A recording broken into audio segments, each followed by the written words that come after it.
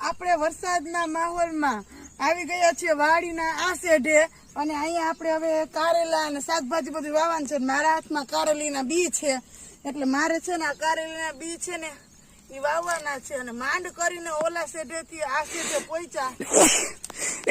ક્યાં ખાડો કરવાનો છે? અહીંયા આગળ હજી થોડું. હા બસ. એટલે આજે આપણે પહેલી વખત કારેલી વાવવા આવ્યા છીએ. કારેલી ને તુરિયા ને બધું હાલો રેડી વાવી દઈએ.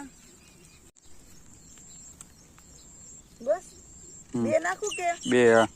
હરખાઈ દાટી દે માથે. હરખાઈ દાટું છું બાપા. એક તો ઓલા શેઠે આ શેઠે માન પીગા હાલા તો ભાઈ હારું હાલો. તો આપણે દૂધી વાવવા માંડ્યા છીએ. કારેલા વાવાઈ ગયા, દૂધી વાવાઈ ગયા એટલે આપણે છે ને સાતમ ઉપર આ શાકભાજી સાતમે થઈ જાય વસંત.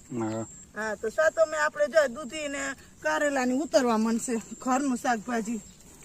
અત્યારે અમે આ વાવીએ છીએ ને તો અમે ચાલુ વરસાદના વાવીએ છીએ. અત્યારે વરસાદ રહ્યો નથી, ચાલુ જ છે. વસંત તો ના પાડતા પણ હું વળી આ એડવાન્સ થઈને આ પાડી હતી. વાંથી ઓલી સાઈડ થી છે કે અહીંયા હું કેમ પૂગી ની તો મારું મન સમજે. આ છે ને બી છે. સારું હાલો એક પછી એક વાવેતર કરવા માંડીએ. તુરિયા ને ગલકા ને હાલો વરસાદ ચાલુ છે આખા ભીંજાઈ જાય અને પછી કામ ન ઉકલે એની પેલા આ બધું કરી લઈએ. એ પ્રભુ એ નારાયણ બબે